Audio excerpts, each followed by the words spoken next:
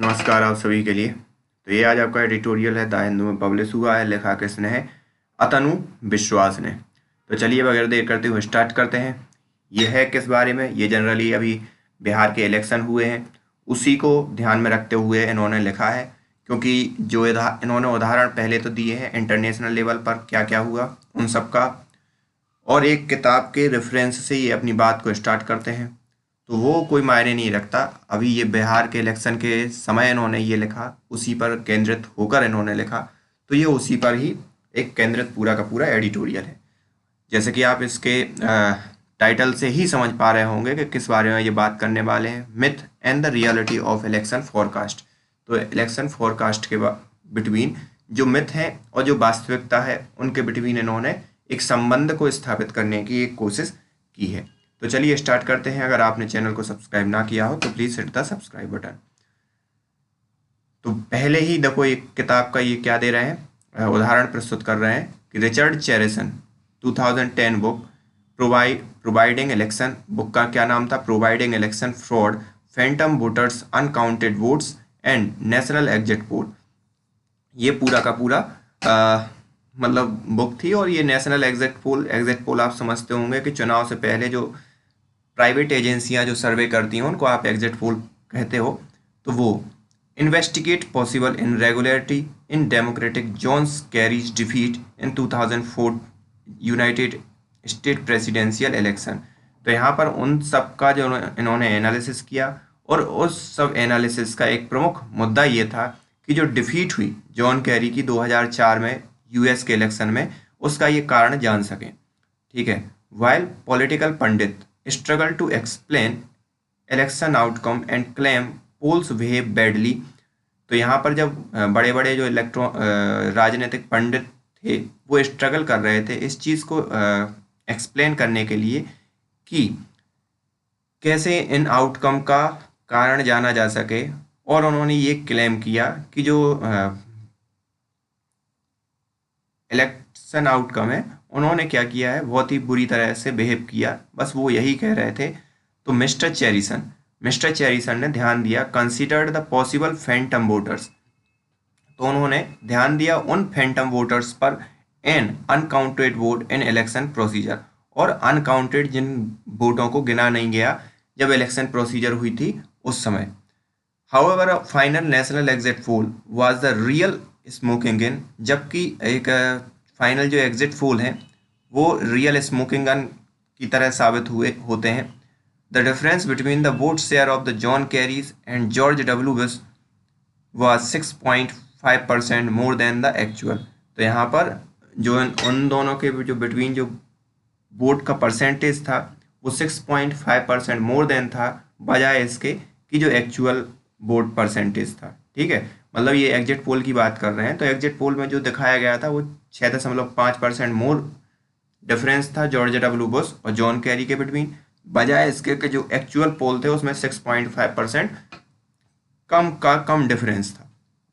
Global example की बात करें तो interestingly youth such was the credibility of exit poll even one interestingly through such was the credibility of exit poll even 1.5 decade ago। तो ये उस समय भी एक क्रेडिबिलिटी थी एग्जिट पोल की कि इसको इतना सीरियस लिया जाता था कि आप देखो उनके बारे में ये चर्चा कर रहे हैं। That the example of Venezuela के जो राष्ट्रपति के पद के लिए जो चुनाव हुए, recall referendum of 2004 to determine whether the Hugo Chavez then president should be recalled from office। और उस समय जब एक रेफरेंडम हुआ कि जो तत्कालीन राष्ट्रपति थे वो अपने ऑफिस में अपने बने रहें या उनको अपना पद छोड़ना पड़ेगा, इसके रिगार्डिंग एक रेफरेंडम हुआ था। उसमें भी ये एक एग्जाम्पल सेट करते हैं कौन? Exit poll. A huge discrepancy with the exit poll created a massive uproar world wide. तो यहाँ पर दो वर्ड जो यूज हुए हैं, सबसे पहला एक है डिस्क्रिपेंसी। डिस्क्रिपेंसी मतलब होता है विसंगतियाँ, और दूसरा है अप्रोर। अप्रोर मतलब होता है कोलाहल या आवाज़ होना या ज़्यादा चीज़ों को क्या करना, चिल्लाना या हुल्लड़बाजी करना। ठीक है। तो यूज डिस्क्रिपेंसी जब ज़्यादा से ज़्यादा विसंगतियाँ होती हैं एग्जिट पोल के साथ तो वो एक कोलाहल पैदा करती हैं पूरे के पूरे वर्ल्ड में। The orange revolution in UK ran during late November 2014 on January 2005 was also the immediate aftermath of the presidential election। और जो ऑरेंज रिवॉल्यूशन हुआ 2004 के अंत में और जनवरी मतलब 2005 की शुरुआत में, वो भी तुरंत का परिणाम था जो उनके यहाँ राष्ट्रपति के चुनाव हुए थे उसका परिणाम था। The allegation of electoral fraud were strengthened by several exit polls exhibiting a substantial lead for Victor Yuan Soko। और कई एग्जिट पोल ने क्या किया था, स्ट्रेंथन किया था इलेक्टोरल फ्रॉड को। कब? जब वहाँ के जो यूसो को आगे कर चल रहे थे या लीड कर रहे थे, ठीक है। एग्जिबिटिंग मतलब प्रदर्शित किया था या चीज़ों को सामने रखा था। Similarly the wide spread protest over the disputed parliament election of 2003 triggered the Rose Revolution in Georgia and culminated in ousting of the president Edward Severdenez। ठीक है, तो यहाँ पर जॉर्जिया में भी इसी प्रकार की डिस्प्यूट खड़ा हुआ था इलेक्शन को लेकर, या जहाँ पर भी वो रेफरेंडम हुआ था उन चीज़ों को लेकर। One wonder a poll prediction are still so trustworthy. एक आश्चर्य जब होता है जब पोल के जो प्रेडिक्शंस हैं या इनडायरेक्ट वे में ये एग्जिट पोल के ही बात कर रहे हैं, स्टिल सो ट्रस्टवर्दी, स्टिल मतलब बहुत ही विश्वास योग्य हो। सर्टेनली नॉट, तो अगर देखा जाए तो निश्चित रूप से नहीं। In 2020 US presidential Joe Biden won the election and not many people are looking back to predicted margin in the nationwide popular vote share which was used but never materialized। तो यहाँ के अगर इसी में देख लें जो यूएस के प्रेसिडेंशियल इलेक्शन हुए तो उसमें जो बिडेन को जितने वोट मिलने चाहिए थे उतने वोट मिले नहीं जितनी की अपेक्षाएं की गई थी, या वो मटेरियलाइज नहीं हुए, या रियलिटी में साबित नहीं हुए, या रियलिटी में तब्दील नहीं हुए। Also the credibility of pollster must have been undermine the quite bit in a between. Also the जो क्रेडिबिलिटी है जो पोलस्टर की, पोलस्टर मतलब होता है जनमत सर्वेक्षण करने वाले लोग, must have been undermined quite a bit in between, हो सकता है उन्होंने कुछ चीज़ों को अंडरमाइन किया हो। People possibly learn to listen to them but not to keep much faith in their predictions. People possibly learn, possible उन्होंने सीखा है या पॉसिबली वो सुनना चाहते हैं एग्जिट पोल को, but not keep much faith in there prediction, लेकिन वो उन पर ज़्यादा विश्वास नहीं करते। एग्जिट पोल्स की बात कर रहे हैं अभी। In reality the differences in popular vote share in the US elections in just about 3%। और रियलिटी में अगर देखा जाए तो पॉपुलर वोट शेयर जो है यूएस इलेक्शन में जस्ट अबाउट 3% है। And the most of the state the difference between the predicted percentage of the mister Biden and US president Donald Trump compare to mister Biden's final lead is more than 3%। तो यहाँ पर बहुत popular vote का मतलब 3% का अंतर है जहाँ पर भी ट्रंप और बिडेन के बिटवीन। बाकी अगर दूसरे स्टेट्स में देखा जाए, पॉपुलर स्टेट्स मतलब ये होता है कि जहाँ पर वहाँ पर दो पार्टियाँ हैं, तो वहाँ पर ये माना जाता है कि ये पर्टिकुलर स्टेट इस पार्टी को बिलोंग करता है, ये पर्टिकुलर स्टेट इस पार्टी को बिलोंग करता है, तो वो आपके क्या कहलाते हैं, पॉपुलर वोट कहलाते हैं। ठीक है, जैसे कि हमारे इंडिया में होता है कि भाई बीजेपी को मिडिल क्लास देंगे, लोअर क्लास देंगे, इस टाइप की एक फिक्स वोट जो परसेंटेज है उन मतलब ये जब माना जाए कि भाई ये बीजेपी को ही वोट देंगे या ये कांग्रेस को ही वोट देंगे, तो वो कहलाते हैं आपके पॉपुलर वोट। और बजाय इसके जहाँ पर भी है वो अंतर कितना रहा, इसी हिसाब से क्या होता है अमेरिका में होता है। तो जो रिपब्लिकन के चाहने वाले हैं तो वो रिपब्लिकन पार्टी को ही देंगे, जो डेमोक्रेट को चाहने वाले हैं वो डेमोक्रेटिक को ही देंगे, तो ये कहलाते हैं पॉपुलर वोट। इन पॉपुलर वोट को छोड़कर और जहां पर भी अंतर रहा वो लगभग 3% से ज़्यादा का रहा। Should not this be regarded as the huge failure to gauge the pulse of electorate. तो इस हिसाब से इस बात को नहीं देखना चाहिए कि ये बहुत बड़ा फेल्योर हुआ इलेक्टोरल के रिगार्डिंग अगर देखा जाए तो। अब बात करते हैं ये बिहार मैंडेट की। बिहार मैंडेट में इन्होंने क्या कहा, व्हाट अबाउट बिहार, पोलस्टर मतलब जनमत सर्वेक्षण करने वाले, perform miserably in Bihar in 15 in one of their worst performance in Indian election. Although the opinion poll mostly predicted a victory by the National Democratic Alliance this time, उस समय क्या था, mostly जिन्होंने प्रिडिक्ट किया था, सीधी सी बात है, जो जनमत सर्वेक्षण है वहां पर खराब ही साबित हुए।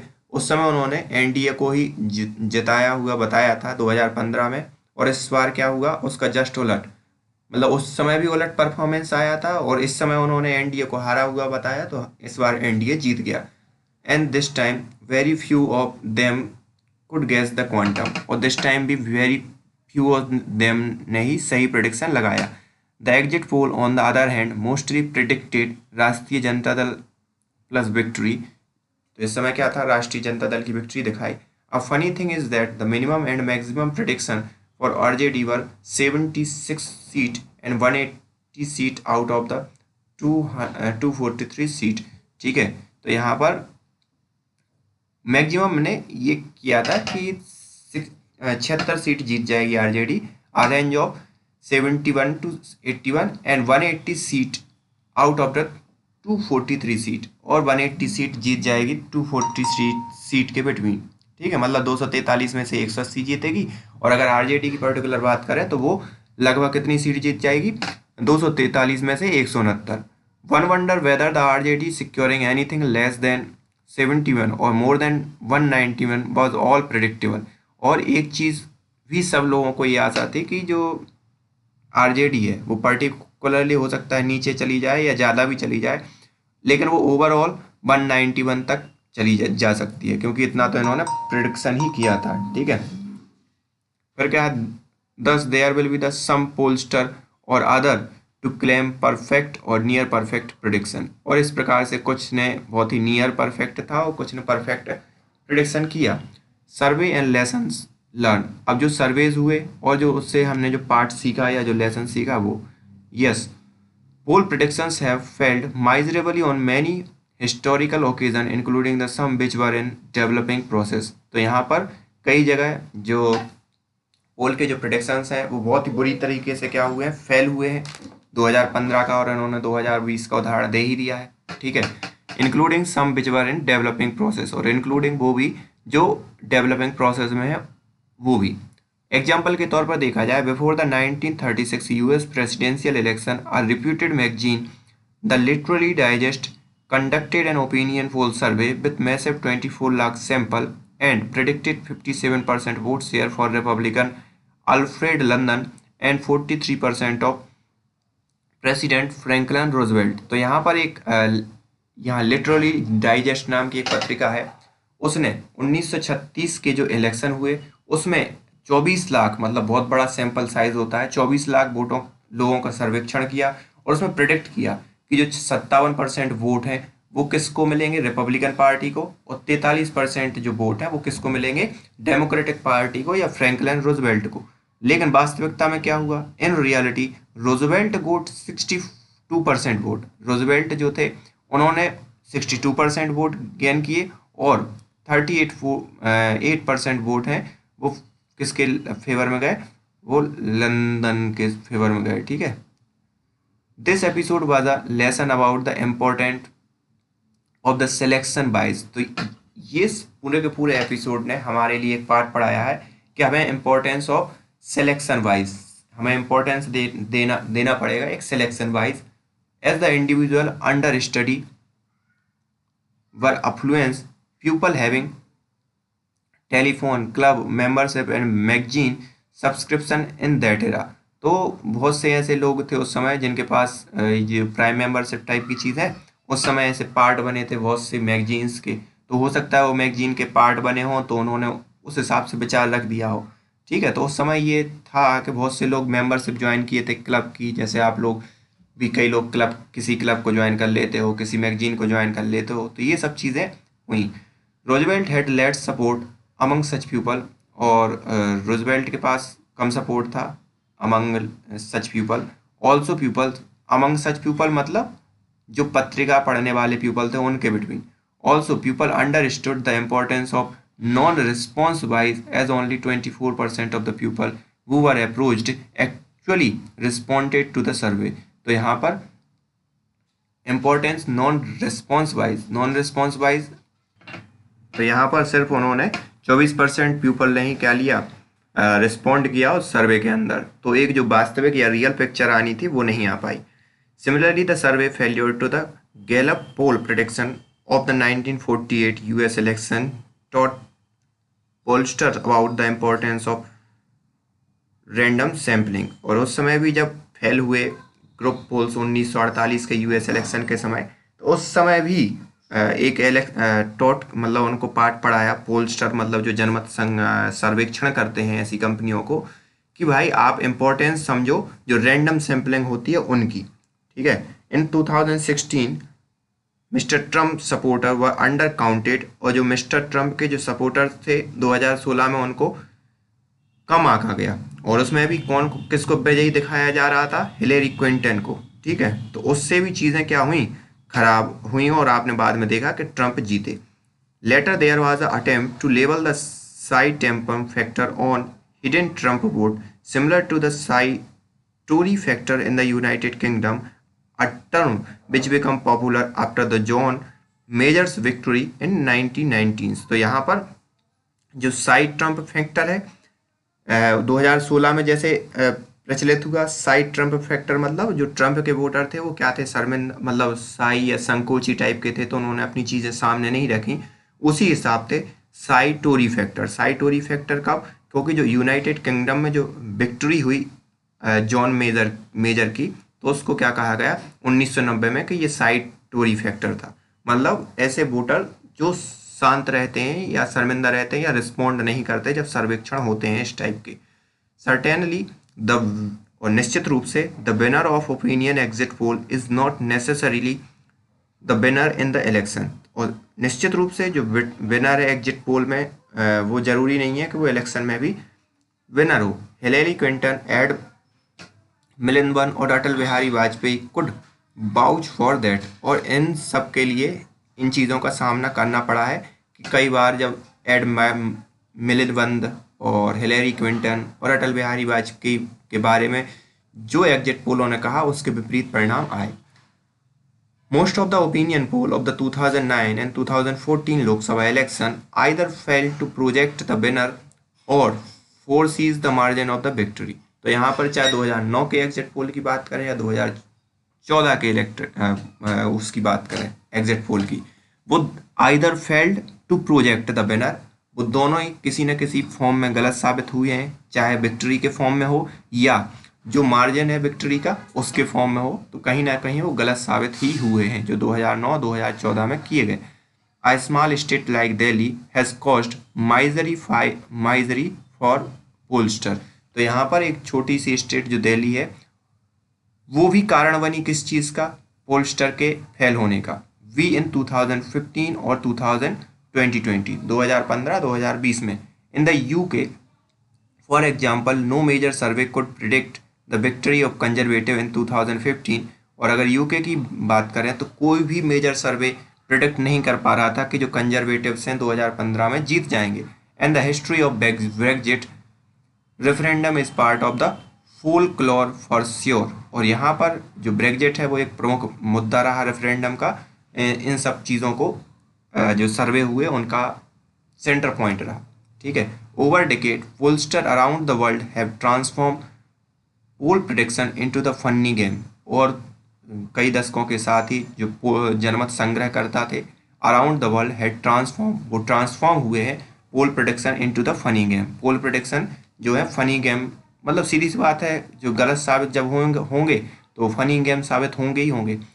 When Warren J Mitofsky conduct an exit poll in the local election in Kentucky in 1967 for CBC News and also conducted the first national exit poll in 1970, he never envisaged such a future within half a century for sure। और जब उन्होंने 1972 में पहली बार सेप केंचुकी ने जो अपना पोल prediction start किया था, उन्हें नहीं मालूम था कि अगले कुछ दशकों में ये या हाफ ए सेंचुरी में ये बहुत बड़ी चीज़ बनने वाली है। ठीक है, he never envisage such a future with in half, मतलब उनका भविष्य इस हिसाब से होगा, उन्होंने कभी इस चीज़ की परिकल्पना भी नहीं की थी।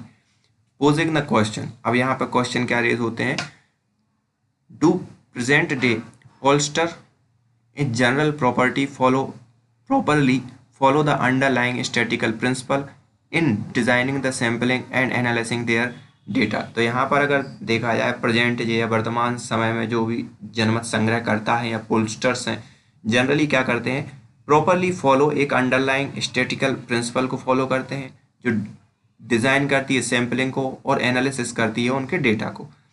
Do they go remote corner of the country and cover sensitive booth for their survey, क्या ये सेंसिटिव वोट को भी कवर करते हैं, मतलब रिमोट एरिया में जाते हों जहाँ नॉर्मल लोगों की पहुँच नहीं होती, मतलब गांव और सीमांचल इलाकों में, क्या इस चीज़ को कवर करते हैं।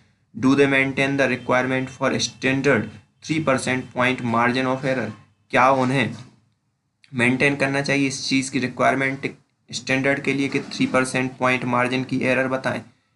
और देयर सैंपल रैंडम, और क्या उनके जो सैंपल्स हैं वो रैंडम होते हैं। Do the sample represent the population bye approximately maintaining the proportion across the gender, age, income, religion, caste and other important factor, क्या उनके जो सैंपल साइज है इन सभी फैक्टर्स को कवर करते हैं। तो ये कुछ टाइप के ये क्वेश्चन रेज कर रहे हैं उन पर। How do they handle possible non responsive sample size, और किस हिसाब से वो कैसे हैंडल करते हैं जो नॉन रिस्पॉन्स, जिन्होंने रिस्पॉन्स नहीं दिया ऐसे वोटरों को। जिन्होंने रिस्पॉन्स दे दिया उनके पास सैंपल रहते हैं, लेकिन जिन्होंने रिस्पॉन्स नहीं दिया उनको वो कैसे हैंडल करते हैं। Sample size, sampling frame, method of sampling and estimation and of code summary statistics across different margin of variability are not provided by most of the pollster. तो यहाँ पर ये सब की सब चीज़ें जो है most of the pollster provide नहीं करते। Thus, it is almost impossible to comment on the quality of their predictions from the statistical point of view। तो इस प्रकार से अगर वो चीज़ अपनी या जो व्यवस्था है वो अपनी जब प्रिडिक्ट नहीं करते तो यहाँ से उनकी जो क्रेडिबिलिटी है या जो प्रिडिक्शन की जो क्वालिटी है उस पर कमेंट करना, हम मतलब कमेंट कोई कर ही नहीं सकता कि वो सही है कि गलत है, क्योंकि वो अपनी जो व्यवस्था है या जो मेथड है वो ओपन नहीं करते। The literally digest never attempted, literary digest वही यूएस की जो पत्रिका है, ठीक है, literary digest never attempted to predict the outcome of US election after 1936 debacles, और उसके बाद 1936 के बाद उसने कभी प्रिडिक्ट करने की कोशिश भी नहीं की। That was never its main task, और ये कभी उसका मेन टास्क रहा भी नहीं। However unless strong regulation enforce today's pollster to publish their methodology and summary statistics across different variable, poll prediction may not regain the trust of people। तो यहाँ पर उस समय की तो चलो बात अलग है कि वो पत्रिका वो नहीं करती, वर्तमान में समय में अलग अलग मेथोडोलॉजी, अलग अलग चीज़ें हैं, अलग अलग टेक्नोलॉजी हैं, अलग अलग आप लोगों से बात करने के अलग अलग जरिए हैं, फिर भी जो एग्जिट पोल है वो क्या है, प्रिडिक्शन या लोगों का विश्वास जीतने में असफल ही साबित हुए हैं अभी, अगर बिहार इलेक्शन के चीज़ों को भी देखा जाए। So this is all about today's editorial. So thank you for today.